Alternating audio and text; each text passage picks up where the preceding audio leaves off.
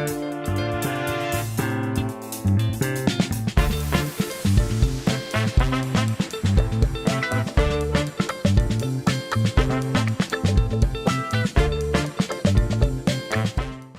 welcome to the show with Stephen Taylor. Thank you very much for joining us. And it's an honor and a pleasure to have a very young lady. And Penny, you look younger than me, man. Penny Ford from Snap. How are you? Hi, I'm good. How are you? No, good. Thank you. Thank you for taking out the time and joining us. So tell us about your hair. What happened? It looks so beautiful. Well, I mean, I've been here. I'm still quarantining. And I had the whole year of 2020 to not do anything necessarily with my hair. So I thought I would have a bit of fun and try out some things for when we start back up. You know, I may as well try. I have all these different processes and all this different kind of stage hair. Like I wouldn't normally wear this around the house, but you know, I guess bored and said, well, let me just try out some hair stuff, you know? So how was, I mean, from going from touring with Snap and, you know, singing and doing everything like that to like doing nothing, that must have been like a big change, right? Well, for me, it was a big change, but it was actually one that I prayed for. But Wow. I didn't pray for this long of a change. I prayed for a couple weeks rest. All right. Well, you did a bit more. Yeah, I was working like constantly every weekend, sometimes 5 different countries in one weekend, because I have a crazy maniacal agent that just sits there and goes, book it, book it, book it, you know? And he's not thinking like, well, she's not a robot and maybe she'll need to sleep a little. And considering the events of the past year or so, she'll need her immune system intact.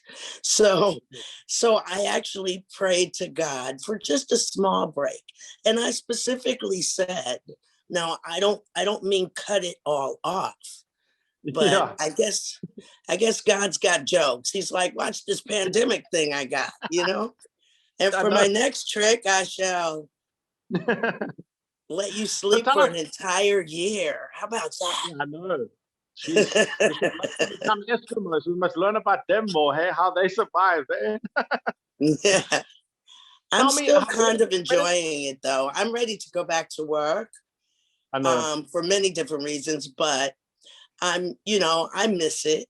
You know, you start to watch things on Netflix and things like that that are filmed in places you've been. Yes. I was watching this thing about something that was happening in Romania. And I actually started to miss, you know, like the different cultures and, you know, things like that, being able to experience all of that. Your posts are very inspirational on Facebook. I love reading them, and I love the way that I mean, now, I don't know if you used to do this, but I think you're more inspirational now and more motivational. Have you always been like that? Have you always had that kind of way of being? Yeah, sometimes to a fault. Oh, yeah. You know, You might take I try to balance things, you know? Yeah. I try to have a bit of funny, a bit of kittens and puppies.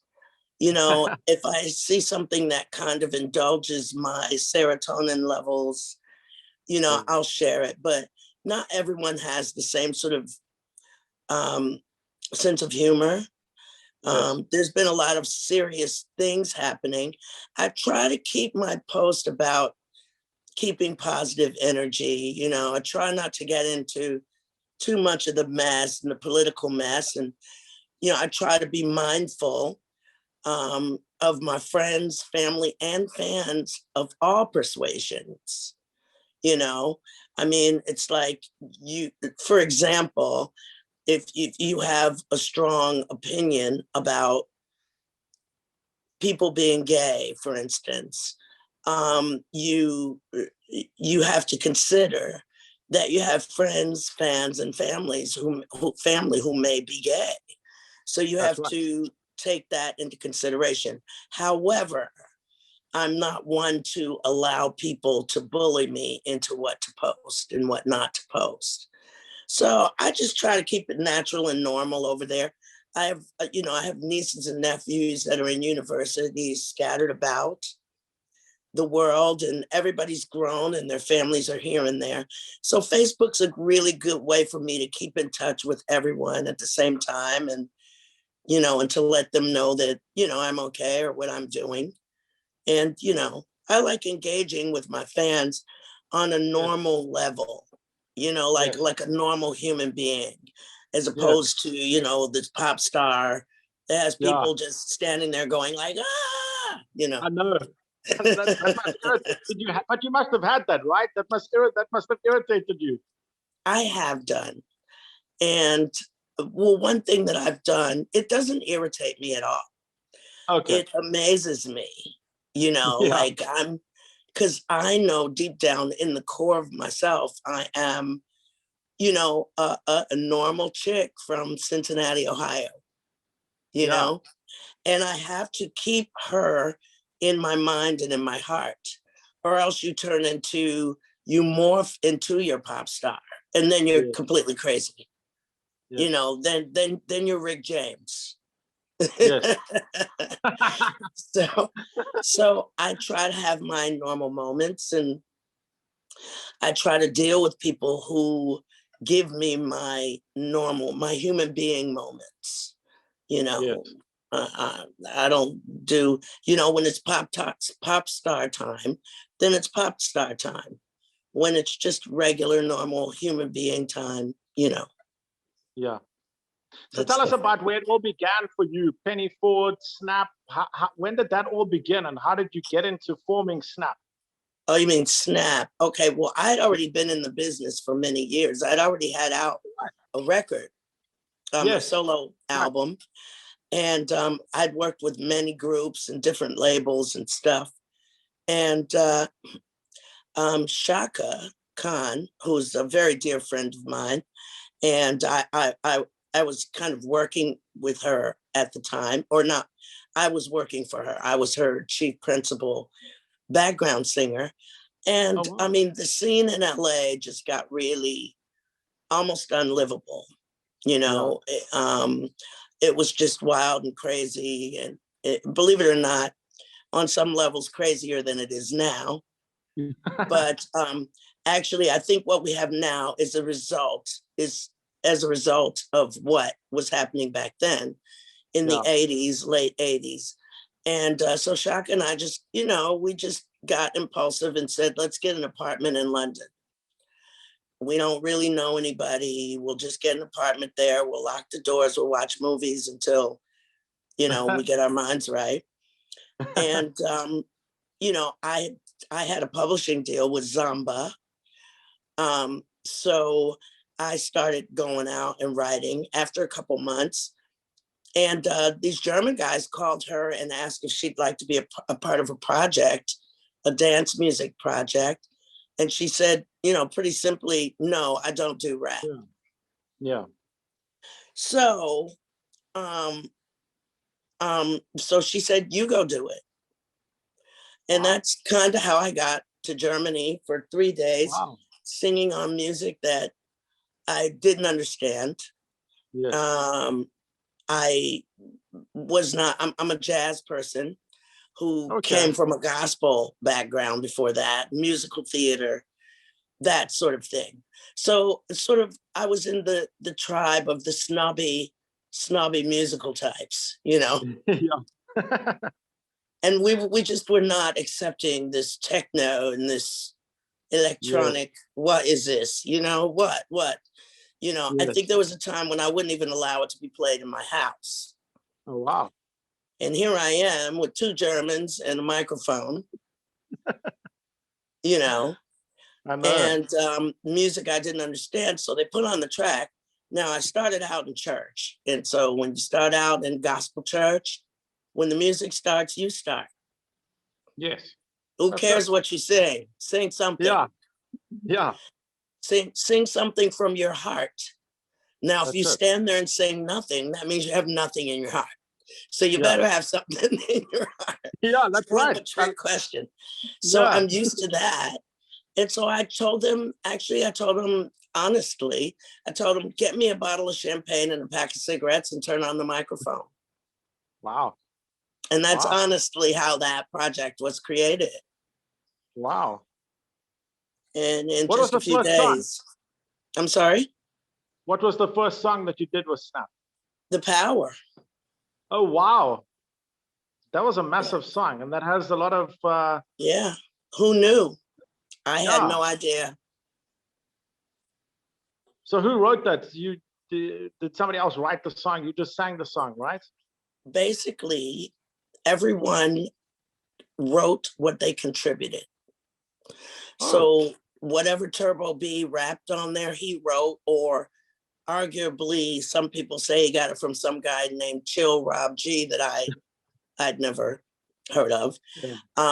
My contribution was just me being at the mic, just singing stuff.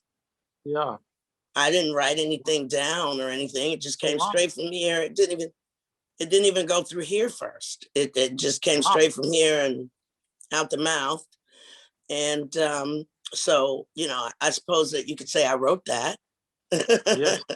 In your Even mind, yeah. right. And I mean, you know, I just kind of and the two German producers, they did the track from wherever they pulled whatever they pulled from. I have no Yes. idea. Yes. I just know the record was #1 in like 9 countries before Turbo and I even met. Oh, wow. Wow. So it just shows you where the rabbit hole was starting. And that was late 80s, early 90s. That was I before recorded technology. it. I Yeah. recorded it in 1989 and it was released in 1990. But the Yes. magic, I think, the big magic about it was the timing, because it was happening right at the end of the Gulf War, Yes. and just as the Berlin Wall was coming down. Oh, wow. And Wow. and if you understand that there's a psychology to everything, Absolutely. Yes. it was the perfect time. People needed a song. They needed a victorious song, a song of redemption, a song of empowerment. And we had that song. I'm trying to think of a song for the rollout of coronavirus. Oh, yeah. Yeah, I'm trying to think of like a big football song. You know what I mean? Yes. Another Power. You know, they say lightning Yes. doesn't strike twice, but I'm trying to see if it does. You know. But I think also what counted in your favor with the Power was the fact that, yes, the Berlin Wall, but also that transition from like that 80s kind of sound. The 90s needed a new sound as well. And I think you paved the way for that also. Well, honestly, I was actually ashamed at first. I didn't want Oh, my really? friends to hear it. I did not want my friends to hear it. Wow. You know, I will have to say honestly, and I mean, you know, I regretfully so, if it had been left up to me, the record would have never seen the light of day.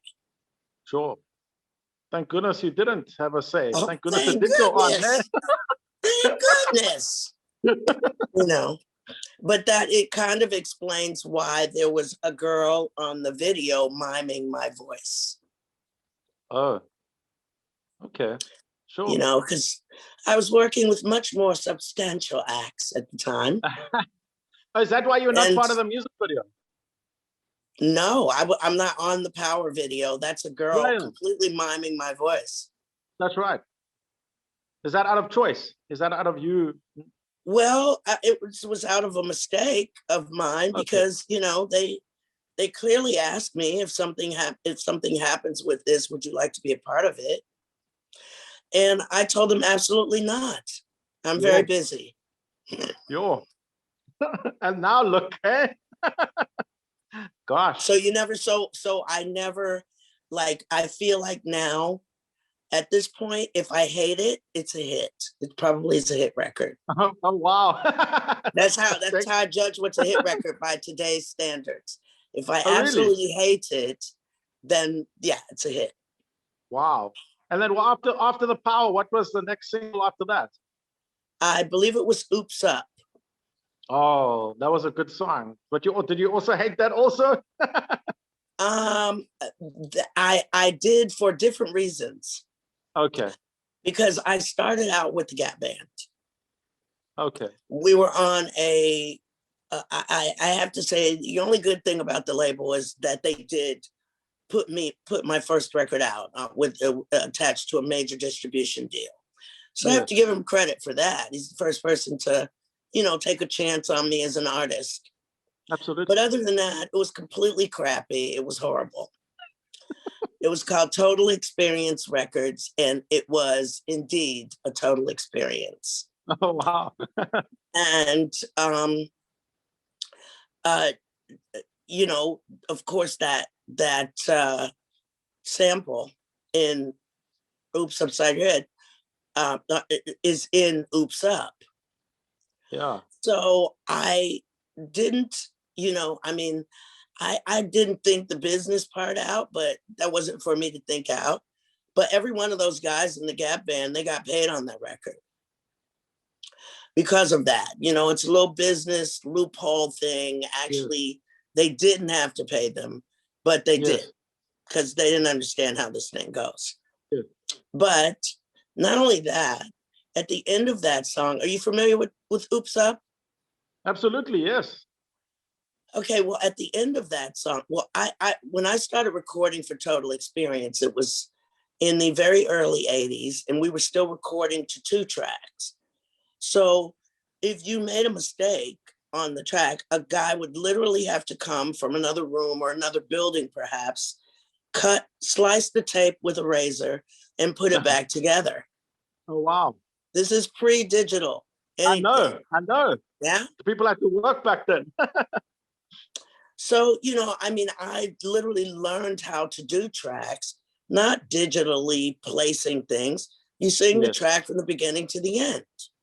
You do all the vocals, the leads and the backgrounds. That's just how I was trained. I trained myself, And so they, but what I would do if I didn't like something I sang, since record companies and producers are notorious for picking the wrong passes or mixing, just not doing it properly, Yes. So if I would make a mistake in the track or what I thought was a mistake, before I used to just let off a load of cuss words or anything that I knew they couldn't use. Yes. And that way they'd have to erase it. Yes. They'd have to take me back and, then I could redo it. They couldn't keep it.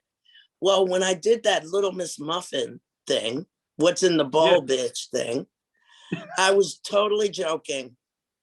Oh, wow. I totally, at the end of that, I was like, no, I was totally joking. Run me back. I did something a little ways back there. Run me back to, a few bars back. And they were like, no, we love this. We will keep this. I was like, my mother is going to hear this. What is wrong with you people? But, that part of it wasn't understanding also the European audience as well. Different audience to the US. Yeah. Different audience to the US completely. But you know what? The power, like your voice is just amazing, Penny. Like that, like that was just like wow. Like, geez, your range, your reach is just like something amazing. That's some gospel church type stuff. I can see that. That's the stuff that we sing before when the organist is late. Yeah. And we have to start the service with just hand claps and people, got to get the service started. So that comes from that type of thing. Sure. But it worked out. I mean, Snap was massive around the world. Yes. And still is. And absolutely. Thank God. Yes. Mm-hmm. So tell me, have you ever been to Cape Town, South Africa? Have you ever performed here? I have been South Africa many times. In fact, well, a couple times. Yeah, okay. I sang in Madiba's backyard for one of his birthdays. I'm not sure if it was his 90th birthday. And we didn't understand the protocol. So the first time we went over, we saw Winnie. Yes. So that meant that we couldn't see Madiba. Oh. You understand? Wow. You know. Yeah. Like if you see one, you can't see the other. If you see the other, you can't. God rest both their souls. Did she pass? Absolutely. Yeah, she did. She did. Yeah, okay. So God rest both their souls. But we did a lot of participation in the not Snap, but Me with Shaka. Okay. In the whole Mandela release from prison and then becoming president, that whole era of things happening there.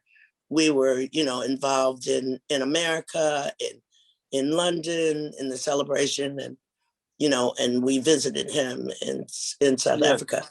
But I don't know if I've been are you talking like Sun City or something?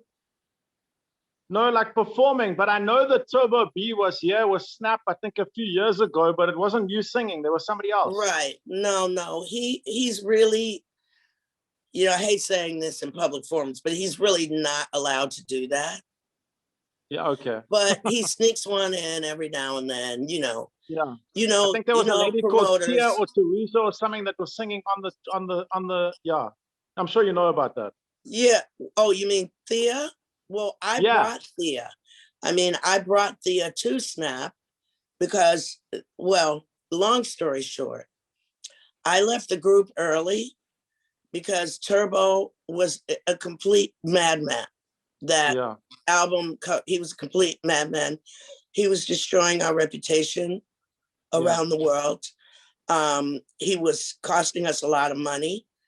And frankly, when I really got serious about it was when he beat up 8 transsexuals at a very important AIDS benefit. And we're on Arista with Clive Davis. Oh, no. Not very smart. No. And so I just saw his career going down the tubes and he wasn't about to drag me along with him. Yeah. So I left the group. Stupidly, actually, because with leaving the group, I left a lot of money. That's it. But when I got back to America, as soon as the labels knew that as soon as they found out I was not signed to the Germans, they started a bidding war. Okay. And that's what you want. If you don't have, if there's not a bidding war for you, then they really don't care so much. Absolutely. Yeah. And I like most of the artists when you go in to get a deal, and they could be the most fabulous, the most wonderful, the with the highest range, with the best. And the question that the record company that they first ask is, "Who are you?" Yeah. Which kind of throws most people off because most people haven't really sat down and thought about that. No, they you haven't. Know what I mean? Like, who am I? I don't know. You're looking at me. What do you mean? Yeah. But, and secondly, the thing they ask, or they don't necessarily ask you, but this is what they consider. If you're as good as you are, how come nobody else has signed you? Yeah, that's a tough question, eh? Wow. Tough question, which usually ends you up with no record deal. Yeah, I know, because you're like, how do I answer this? Well, they don't really ask you that. They ask themselves that. Yeah. There must be a problem somewhere. You know what I mean? A momager, a husbander. This person is completely insane. They're acting nice in this meeting, but they're completely, don't know what to say. You know what I mean? There must be a reason. You know what I mean? No, so, they've got a good point though, because they've got a good point, because if you need to do an interview, you can't sit there and be like, I don't know what to say. It's fine to be a singer, but you have to have the personality to go with it as well. Well, there's a difference between a musician, a singer, and an entertainer. Exactly. Exactly. You know, for an entertainer, the music is a tool That's it. that you use to entertain people. So what are you, you're Penny? not, Are you an entertainer? Are you an entertainer or a musician? I am an entertainer. And a musician. I'm a musician, but both those are two completely separate things. That is right. Me, music and music business, to me, there is no music in the music business. Yeah. There's only music. And then you got music business over there. That's it. You know what I mean? So it's, you don't want to mix those two up. No. Because basically what I do, I don't consider Snap, I don't necessarily consider it music. That's interesting. I consider it entertainment. I consider it energy production. Yes. Because when I'm up there with Snap, I'm generally not really singing. You're performing. Because I'm performing because the songs, thank God too. It's genius that the songs are songs that the people want to sing. That's it. Yeah, that's true. And there is a very palpable energy that is generated when people do things in concert together and they're happy. That's it. But it's also the message that people get out of each song as well, because different people get different things out of the song that helps them. Absolutely. And they can relate to it. But the main thing is that it's not like in a song where there's a bunch of deep, prolific meaning and lyrics. People just want something they can groove to that goes well with a big beer. You know what I mean? Like, I don't want to think like, well, what does she mean by that? You know what I mean? Like, if I want to engage myself that way, I will go get a Joni Mitchell record. That's it. I will go, you understand? I will indulge myself that way. So I began to understand that what I'm doing up here on stage, I'm not singing at all. Yeah. I am, as Tiffany Haddish does. You know who that is? The I've heard of her. Tiffany Haddish. Yes. I am what she is. We are energy producers. That's right. People want to be entertained. And basically what we do is we create tones and vibrations that engage the serotonin levels of human beings and make them go buy shit. That's pretty much what we do. That's quite deep. Like, that's as honest as I could be about it. You know what I mean? I agree. Okay, because I have to be honest with myself about it. You know what I mean? Yeah. Or else I'm going to lose my mind up there. But I think we must have a conversation again. But I just want to ask you, now that you said that you haven't performed in South Africa, are you still performing with Snap? Then if you are, when all this is over, we need to get you to come and perform here in South Africa. Maybe with did Ray do some work with you? Ray Slingard? Is he performing with you? Absolutely. That's my baby, Ray. You must tell him that I want him on the show, man. He's a good guy. I like his music as well. I've been known as the Ray Whisperer. Oh wow, really? He's got a he's very talented, and it's a great compliment for you to do the music of Snap because of his way of doing things and your way of doing things. I think it's great. So I'd love to see you both. Well, what it is I don't take any shit. And everyone knows that. So when Ray starts acting a complete idiot, since I've had the opportunity to deal with a lot of, shall we say, problematic people, everyone calls me to talk him down off the ledge. Oh, wow. So next time I'll call you then, Penny. No, I have to say thank you for your time. I really appreciate it. I know that we can sit here all day talking, and we will get you on again soon. But thank you for the amazing person that you are. You truly are an inspiration and somebody that I definitely look up to. So and guess what I'm about to do? What? I am about to go on to my virtual reality headset. Oh, wow. Have you That tried sounds good. VR? I haven't actually, but I've tried it once. I must actually try it more. Does it actually work? Is it good? Oh my God, it's amazing. There's so many things in there that are geared towards focus and relaxation, fitness, a whole lot of things in there, engagement Wow. that are really good, a good engagement of the brain. Wow. And so I play this archery game. But the best part about it is I get to talk to 3 other people from other parts of the world. And we kind of talked our way through the quarantining and the pandemic. But, Wow. if you get sick of being over here, over there's Yeah, a whole different world. That's pretty that's cool. it. I love that. Thank you, Penny Ford from Snappy. Thank you. Amazing, beautiful, awesome. I don't know. There's so many things that I can say. Thank you so much. Yeah. Thank you. Thank And you, Penny. All the cheers. best. Thank you. Cheers.